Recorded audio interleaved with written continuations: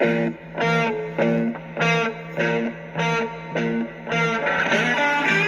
listening to 50 Pirates in 50 Days on the Sports Objective Podcast. A new era of East Carolina football is here and will begin on August 31st when Mike Houston leads the Pirates into action at NC State. Between now and then, join us for a daily trip down memory lane as we experience Pirate football through the words of the men who made those memorable moments happen. Here's your host, Bubba Rosenbaum. Well, as we roll along, another great Pirate. It's 50 Pirates in 50 days. Bubba, very excited to have our next guy making his debut to the podcast. Yeah, talking to a guy that played defensive line for the Pirates from 98 to 2002, originally from Winston-Salem, now a football coach in that area. Jaworn, now known as Jay Blair. Welcome into the podcast, Coach. Thank you for having me. Thank you for having me. I'm blessed to be here. Very excited to have you. In fact, we're always happy to hear about Pirates back into coaching. We'll talk about that. But first, Jay, can you talk about your road to being a Pirate? How did that come about? Tell you what, I had no scholarship offers at first. My first one came in to North Carolina A&T, and I had thought I was going to be an A&T Aggie. I did. And by a man by the name of Coach James Webster, who is still my mentor to this day, he reached out to me about 2 months prior to reporting, and I signed my letter of intent with ECU, and I came on that campus, and the rest is history. I had a lot of great times in Greenville, North Carolina, a lot of great times in Dowdy Ficklin, and I mean we did some phenomenal things when I was there, and I'll be remiss if I say it wasn't because of me only. I did have a part in some of those games, I would like to say, but we had some great guys, from our quarterback, David Garrard, all the way down to, our offensive line, defensive line, Norris McCleary and Bernard Williams and Sherman Lacewell and all those guys. I mean, those like big brothers to me, man. We had some great times. Jay, the very fact, it's funny having the new coach, and we'll talk about that in a little bit, but you guys, during that team, when you walked on the field, you guys expected to win, and hopefully we can get that back this year. But you guys had, when you're talking about those guys, all winners on that team. Yes, sir. I think Mike Houston is doing a great job of bringing that back. We all hated to see the Pirates have those down years, after Ruff McNeil, and I love Coach Ruff, and then Scotty Moe, good man. It took some getting used to his system. But I think Coach Houston has been a winner everywhere he's been, and he's bringing that back to the Pirates. And, they say a team takes on the mentality of the person they're around the most. And I'd be remiss if I didn't mention Big John in that weight room, that strength and conditioning weight room, taking over for Coach Connors. I think he's going to do a hell of a job. He was my son's strength and conditioning coach at South Carolina State. And now he's at the Pirates, and I think he's going to do a great job getting that mentality back. Another thing I think that's going to help the Pirates is recruiting and winning the North Carolina in-state battle. When we get guys from in-state, there's a different pride that goes along with it. If you look back at those years when we were successful, when we beat Miami, when we beat West Virginia, when we beat Syracuse, you didn't have to look far down that roster to see that it was hometown guys. It was a lot of guys from the eastern part of the state. There was a lot of guys from the western part of the state. So we were homegrown talent, and we played with that chip on our shoulder because we had to prove to everybody else that when you step into the FIC, you're stepping into a world of trouble, baby. You mentioned that Syracuse game. We had David Garrard on earlier today, and talked to him about several games, but one I forgot to mention was that Syracuse game in 2000 in Dowdy Ficklin in the pouring rain, tropical storm. What do you remember about that game? It seemed like it was a monsoon the whole game. Yeah, it was. Can I tell you this? I'm gonna be honest with you now. There's two plays I remember vividly. The first one was my first collegiate sack. I came off the left edge, got past the offensive tackle. Running back tried to cut me. did a finesse move on him. And I believe I know I'm right. It was Troy Nunes or whatever his name is, was the quarterback, right? And I I yoked him up pretty good. And I got up, and I'm gonna tell you what, 53,000 people screaming and cheering for me. You felt that on the field. I felt that on my skin. And I turned around and celebrated with my guys. Bayo Amadou was the first person to get there to congratulate me. That was my first collegiate sack. So that's the first play. Next play is we were going away from the scoreboard, going toward the weight room. And, that wasn't finished yet. And David Garrard drops back, and Marcellus Harris, B2, on the left side, he threw one of the prettiest, deepest passes I've ever seen in my life. I mean, it hung up in that air. It was a beautiful spiral, and it dropped right down into B2's arms for the touchdown right there on Syracuse sideline. Yep. Yeah, very, very memorable play, and great win in the 2000 season, particularly coming off that disappointing performance against Virginia Tech with the situation at punter, and it was good to bounce back and beat the Orangemen. It was. I mean, one thing Coach Logan always preached to us was a great team never lose 2 games in a row. And if you look back on that tenure with Coach Logan, it was rare that we would lose 2 games in a row. Matter of fact, I don't think it was until his last year there that we had lost 2 games in a row. Absolutely. Go ahead, Bo. Yeah.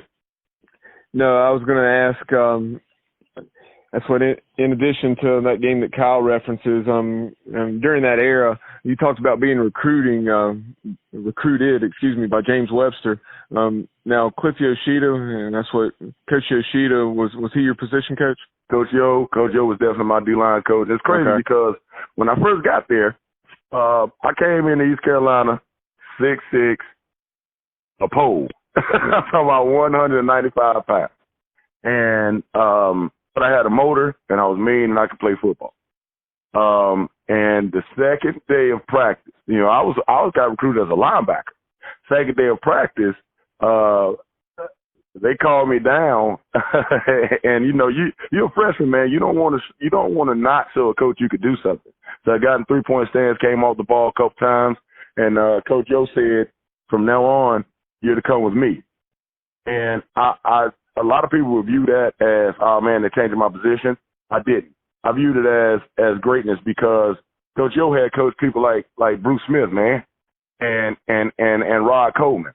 What do I look like turning my nose up at a coach that has coached those type of people, and I get the chance to go against them, to go with him and become great. Coach Yo was a great guy. I'm telling you what. He was a technician. He taught us a lot of things.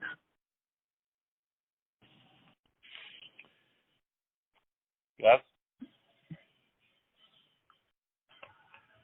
Sorry, I lost you guys for a second. That's what but during that era, software is for.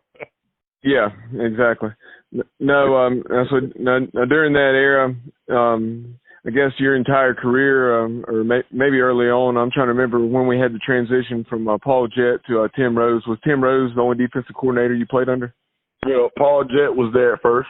Okay. He was there. He was there my freshman year. But no, he stayed though. He was still our defensive backs coach for 3 of my 5 years. I redshirted. Ended up gaining 100 pounds while I was at college. So I went from 195 to 295. But Tim Rose, nothing from Paul Jett, who was a great mind and a motivator. But Tim Rose brought something new. Tim Rose brought that 3-4 defense where we could have fun in it. It was not just holding up your gap and standing on line of scrimmage and then having your dedicated rush ends. And this defense that Tim Rose brought, that 3-4 zone blitz, we were all able to get to that quarterback, and it came from different places. Offenses did not know where it was coming from, who was coming and who wasn't coming. And then, we used to call Tim Rose the general.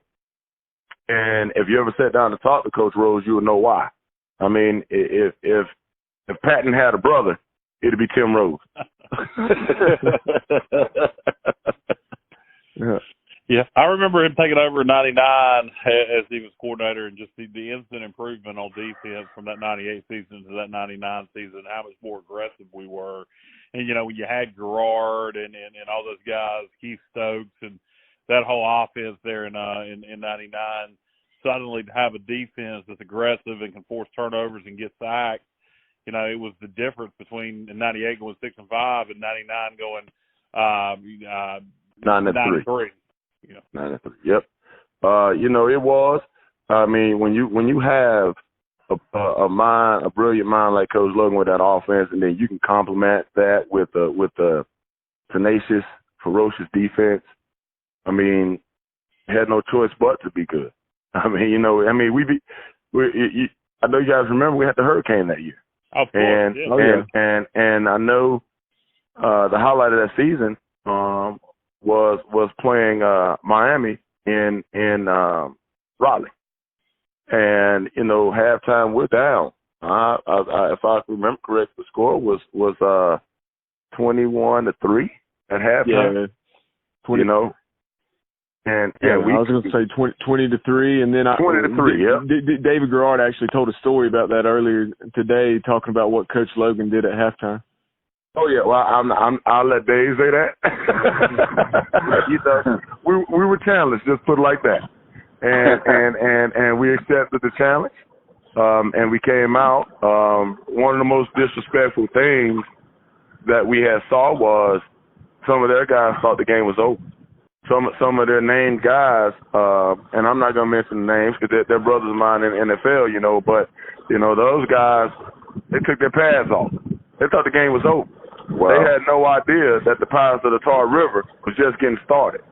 and we came out that second half. We punched them right in the daggum mouth.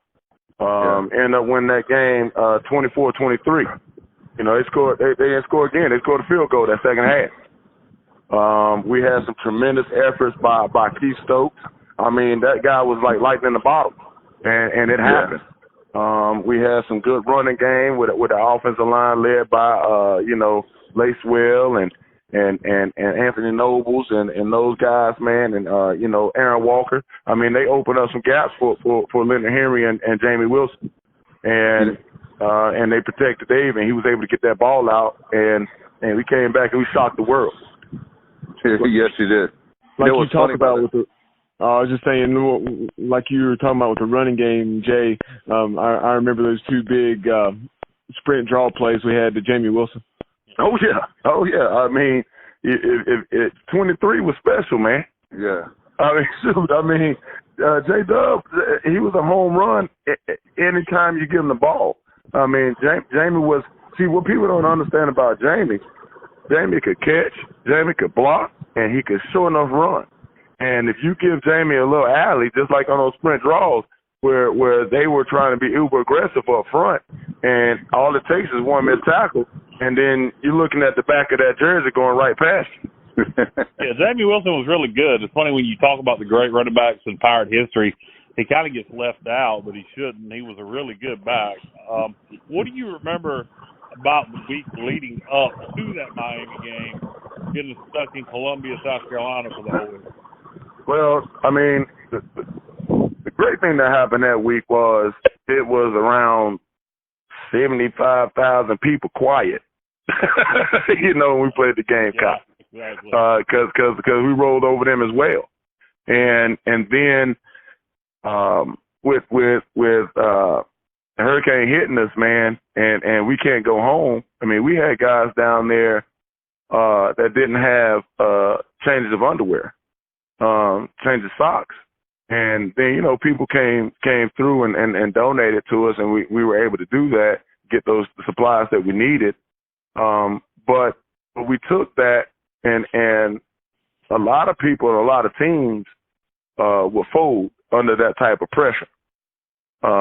Thank God we didn't, and we that's a testament not only to the players but also the coaching staff that we had. We stayed focused. We maintained our integrity. We knew that some people lost everything. We knew some people lost nothing, but we couldn't go home. But we prepared mentally and physically, like as we always do, and we went out and we had a really good win. Yes, you did. I remember a quick story, Jay. Before the game, you're talking about the disrespect by the players. The fans were talking all kinds of trash. We were in a store, and they were making fun of East Carolina, and I just looked at them from the 96 game, and I looked at them and said 31-6, and they got real quiet. But they were talking all kinds of smack, and I just said 31-6, and I just kept walking, and I didn't hear anything else. So it got quiet in there. Exactly. I mean, the ACC has always looked down on East Carolina Pirates, man. And no matter where you went, it could be that game in Raleigh with NC State fans against Miami. It could be, the Miami fans that were there. It could be the Carolina fans that came and showed up to that game. We always felt disrespected, and we didn't want you to just give us your respect. We were gonna earn it, and if you still didn't give it to us, we were gonna take it, and that's what we were. We were, like I said, we're the Pirates of the Tar River. Yeah, it's kind of in our DNA and in who we are to feel that way, and it's almost like we want or we feed off that disrespect.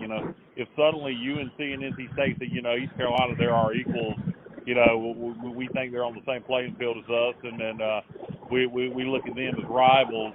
That actually would probably benefit State and Carolina and be a disadvantage to ECU.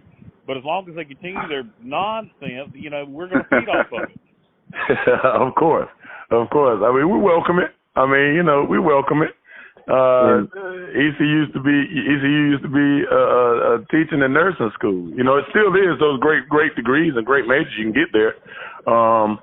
But it wasn't a football team. I can't remember the name is missing me. But I remember it was a NFL coach that said there are no East Carolinas in the NFL. Yeah. So it was Buddy Ryan. Buddy Ryan. Thank you. That's right. Yes, Buddy Ryan. So when you got that level of disrespect or non-belief all the way up to the highest level of the game, either you play with a chip on your shoulder and go out and earn and take your respect, or you don't belong at East Carolina University. And that's right. And that's what we're all about is kind of like we're underdogs. But the great thing about it is that you take that anger when people disrespect and you let the action speak on the field, right? Oh yeah. I guess you trash talk too, right? But you do a little bit, but you talk more so with your play. And that's one thing we did. I tell you what, being in East Carolina was one of the best things that ever happened to me. Outside of being married and having my children, East Carolina was the best thing that happened to me and for me, because it allowed me to play with the passion and the ferocity and tenacity that I had. And think about this, man. Football is the only sport where you can go out and you can unleash a can on somebody other than boxing and MMA, and they cheer you for it. They cheer you for it. Modern day gladiators, man. Modern day gladiators. And we trained as such. I don't want to wake up and do winter conditioning ever again. Probably would not ever run another 300. Yeah. So, but all of those, especially in that Greenville heat and humidity. But I tell you what, that made all the world different. Yeah, I want to ask you because I'm a defensive guy. I love defense, and I know Bubba's an offensive guy. But I want to ask you, Jay.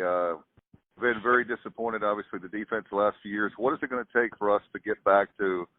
I know every era is different and all that, but still, as you always hear, football is a game of blocking and tackling. What can we do to improve the defense in your eyes? You're a coach. You do a great job, obviously, and now head coach. What can we do to get back to that level that we expect to be? That's called Pirate football.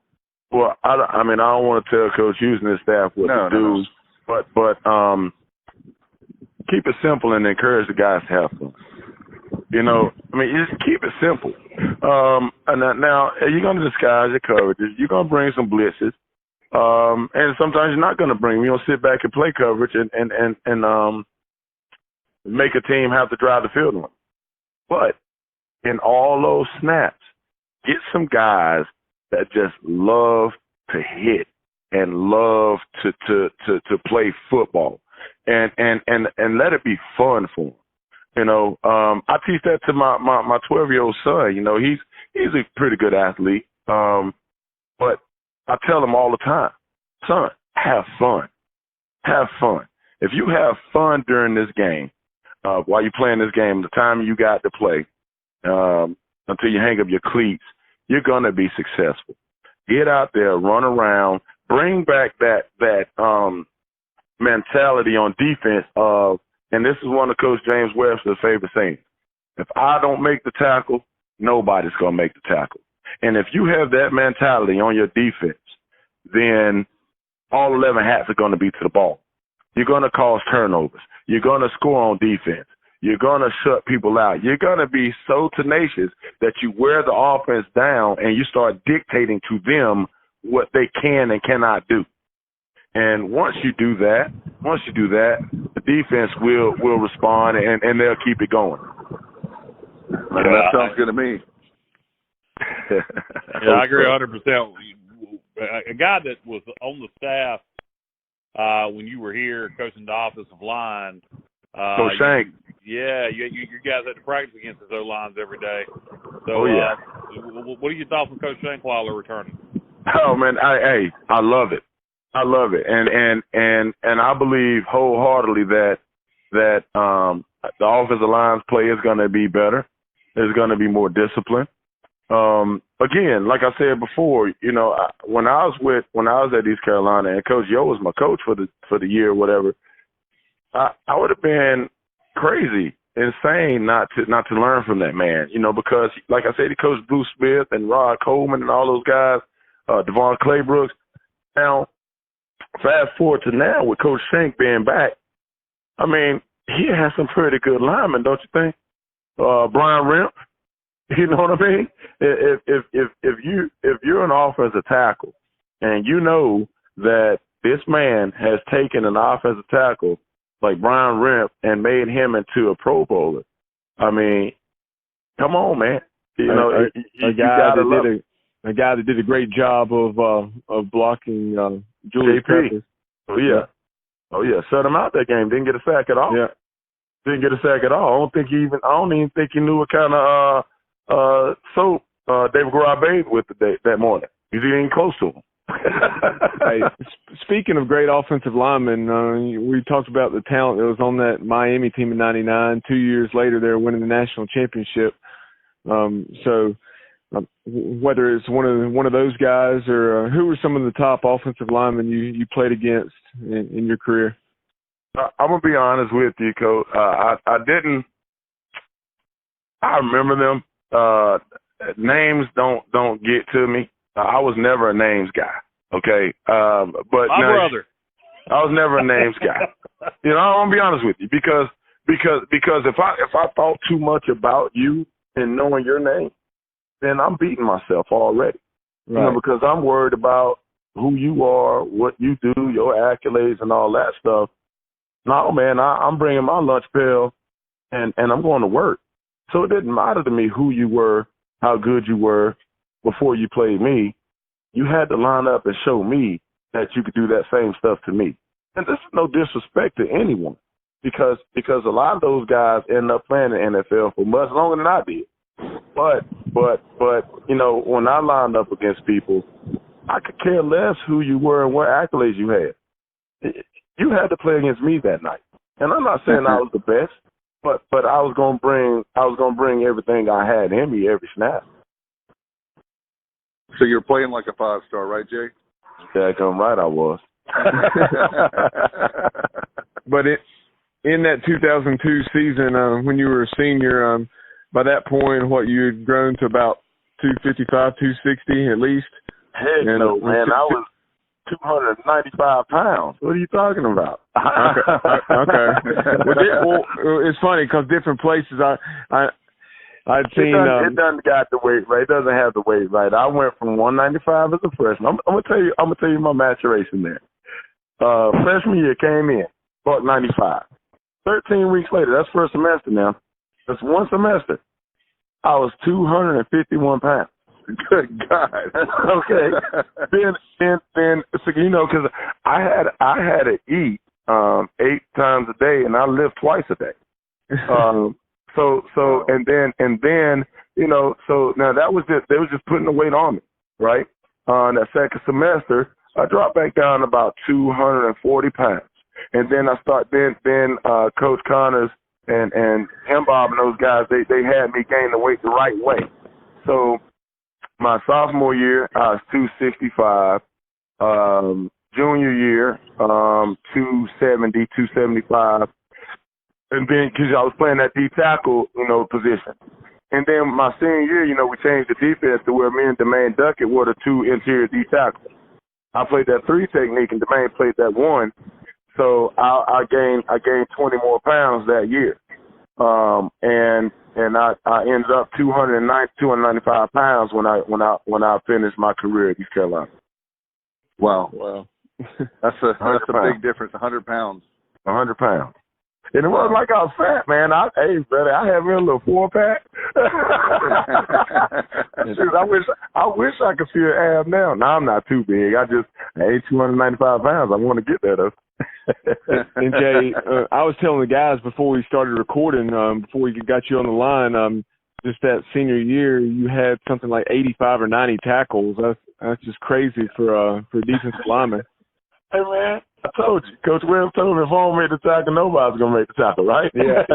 So, and he wasn't there anymore. You know, he was at Carolina at the time. I ended up that season, my senior season, I think it was 87 tackles. That's what it was. It was 87 from a defensive line position. And what it was, man, it was just I wanted to get to the ball. I mean, we competed with each other. Me and Doug, the brothers, man, and every game we bet who was going to make the most tackles, who was going to get the most sacks, who was going to get the most tackles for loss. I mean, it was competition within ourselves. And that's one thing I did leave out when you asked me what about how could the defense get back to what it was, and what it can be is the guys got to compete with each other. You know, our second or third team guy was ready to come in and be that first team guy. And if you're that first team guy, you better stay healthy and keep doing your job so you can make the plays and you can maintain that position. All too often, and I'm not saying this happened at my beloved East Carolina University, but all too often in sports, you get a guy now that's named the guy, and then the other guys behind him concede that position. Heck no. It wasn't a time that I didn't want to play over Devon Claybrooks. It wasn't a time that I didn't want to play in front of Mark Yellow, you know. And those are just 2 of the guys, you know. But I worked my tail off, and I was able to achieve what I achieved. Nothing like competition, right, Jake? Nothing like competition. Iron sharpens iron, just like man sharpens man, wouldn't you say? Absolutely. Yeah, next man up, and that's one thing that, speaking of D-line, do you have any more eligibility? Because we're kind of thin on D-line right now, man. I'm going to tell you what, man, if I could, I can give you 1 snap a game. Better than 0. Exactly. That's one more than we have right now. And it better be a passing down because I'm not holding no. Those days are done. Okay, I was about to ask you, what would it be? Would it be goal line? No. I can rush the passer one good time. I'll get there for you. We'll sneak you in there, a player too. But you know what? I think we'll have to end up forfeiting all those games. You know, I got paid to play a little football, And I think that's an NCAA violation.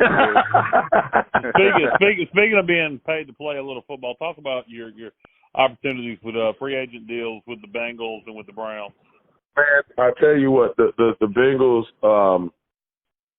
that hit me so hard because that was a dream come true, man. And who'd ever thought a little kid, little skinny boy from Winston-Salem, North Carolina, who had never been the best athlete on the team. I was sure I was top 5, top 10, but was I the best guy, the named guy? No. Who'd ever thought that I'd get that opportunity? And when it came, I mean, it was just a blessing because it was something that was I was able to change my life off of. You know, it's no secret. I didn't grow up with a lot of money, you know, but what we did have in my home was a lot of love. And to be able to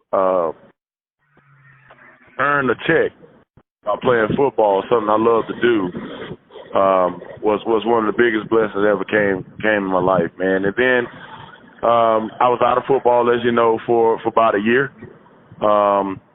And I went over to NFL Europe. I got drafted number 1 overall for the Ryan Fire. I was the first draft pick, number 1 overall for Ryan Fire, and went over there and proved that I could still play. And I got reunited with the Pirate. I got reunited with Coach Steve Logan.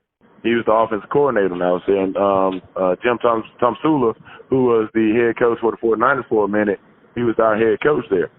And I came home and signed with the Browns.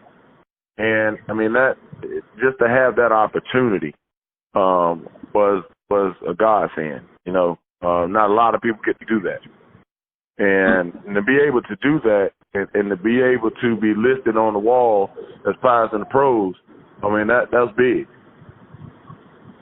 I want to ask you, Jay, as far as the leagues, NFL Europe, and of course the AAF folded, is a league like the XFL, do they have a chance any kind of chance, Vince McMahon, East Carolina guy, any kind of chance to make a run at the NFL, or just to make it? Well, to sustain, I think, to make it.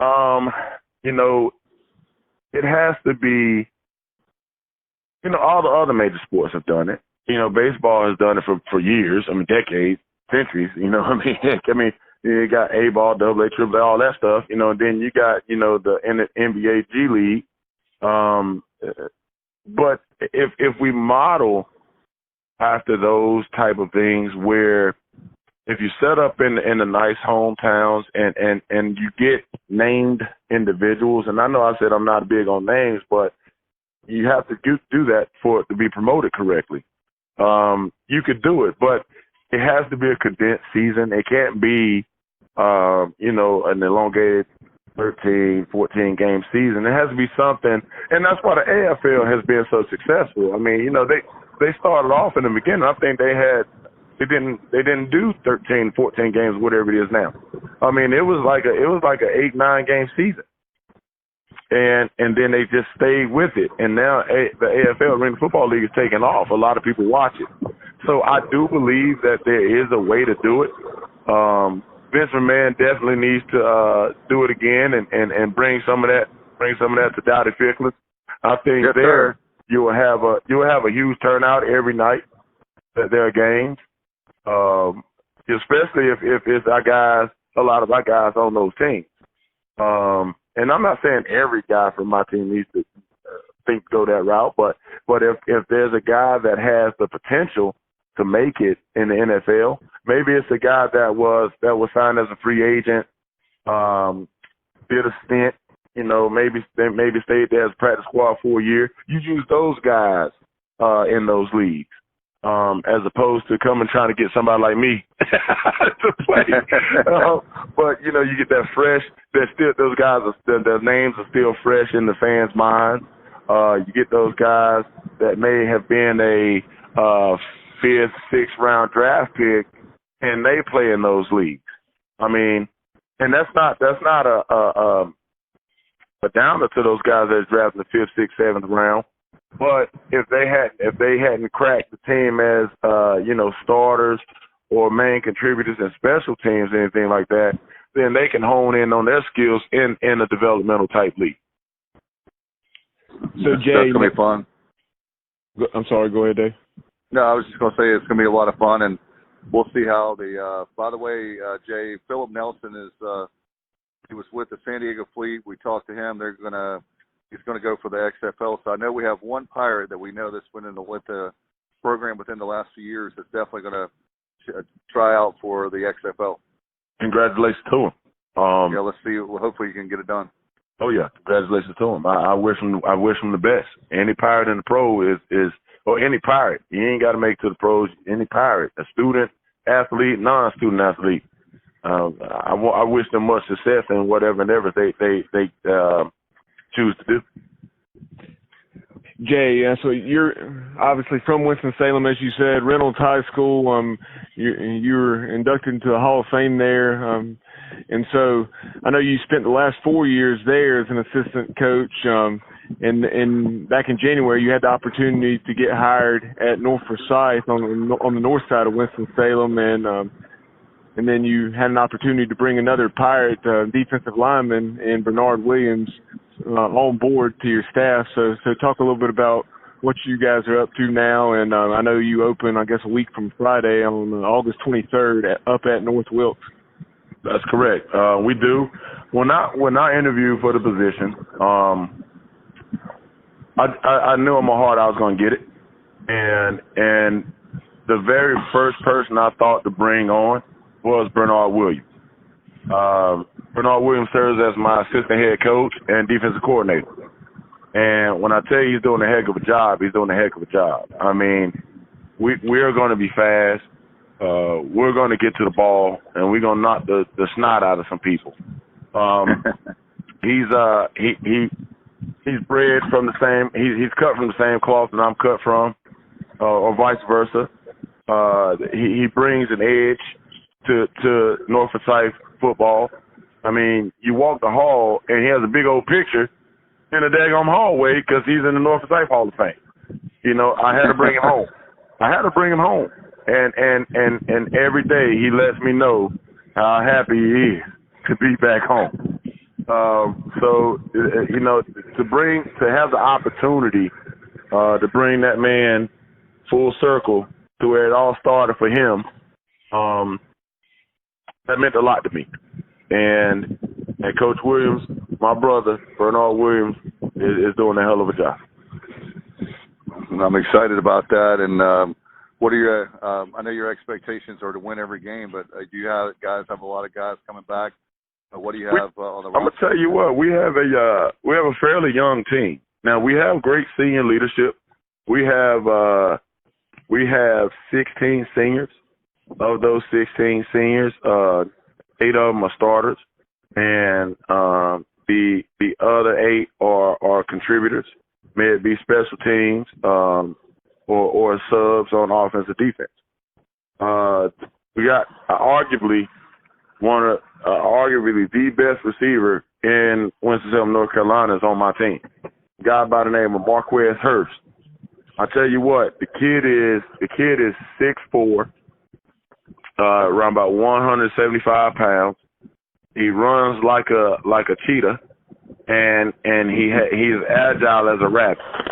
It's rare that you find a guy that's 6'4" and has linear speed, but also has directional quickness, and he has it, and he catches every ball with his hands. I have a dynamic running back, Dedrick Hickman. His family is North Forsyth legends.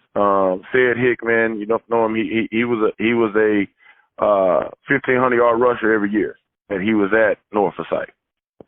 So to have his little cousin, Dedrick Hickman, running the ball for us as a senior, gonna be the workhorse for us. That's a blessing. He's gonna show some great things. And I have a very good and very young offensive line. 3 out of the 5 starters are juniors, and I have 2 seniors that I mean, a guy named Jeremiah Howard, man, I tell you what, he's 6'3", 255 pounds. He plays power forward for the basketball team, dunk the basketball backwards. The crazy thing about it is, it's usually your left tackle that's your blind side tackle. Well, we got him at right tackle. And that's because I'm going to tell you something, man. I've never been on a team or ever coached a team that had only left-hand quarterbacks. Every last one of my quarterbacks are left-handed. Every last one of them. So, and you got one in East Carolina right now too. Oh yeah, we do. So that was different. I mean, and he's accepted that job, accepted that role. He's the undoubted leader on that offensive line. Defensively, again, I have a guy who played basketball all 3 years up until now. Didn't play football, and I went to one of the basketball games and I just saw him. He's a point guard. I just saw he's about 6 foot. About 160 pounds, and I'm just looking at this kid, and I'm looking at his hips, and I'm looking at his change of direction and his quickness and speed. I went up to him and I said, "Son, you're gonna play football for me." This guy's name is Elijah Smith. He's going with number 6 for us this year. I can guarantee you he'll be all conference, and he has a great chance of earning an education where he doesn't have to come out of pocket. We're very excited about it. In fact, want to wish you and Bernard and everybody there with your team a great success. And I know you're going to do very, very well. Very proud of you. Very proud of him. And you were talking about all the Pirates. We're just tickled to death. All the Pirates are making a huge difference. I'll tell you what. There's a lot of kids that need guys like you in the high school or even. You go all the way down to elementary school. But thank you for all that you're doing. And we appreciate the time, man. I just looked at the time. I didn't know we've been talking to you that long. But we're having fun with you. And definitely don't be a stranger. Hopefully you'll come back for this turn. We'll be there. Season. We'll be there. We're probably going to come up to I think the Tulsa game is a home game or the USF game. Okay. Me and Bernard are bringing the whole coach staff. That'll be awesome. We're gonna indoctrinate them into the Pirate Pride lands, man. It's something different when you come out that Purple Haze. It's something different when you hear that daggone cannon go and you hear that siren come off, man. It's a little different, and we're gonna let these guys. We're gonna let them experience it a little bit. Sounds good. We appreciate you, and thank you for being a part of 50 for 50 Pirates in 50 days, and looking for a big year for you guys, and hopefully we can right the ship with Coach Houston with the Pirates as well. Thank you. And he will. Coach Houston will do it. Thanks, Jay. Thank you, guys. Man. All right, now. Hope you have a good night. You too. Bye now.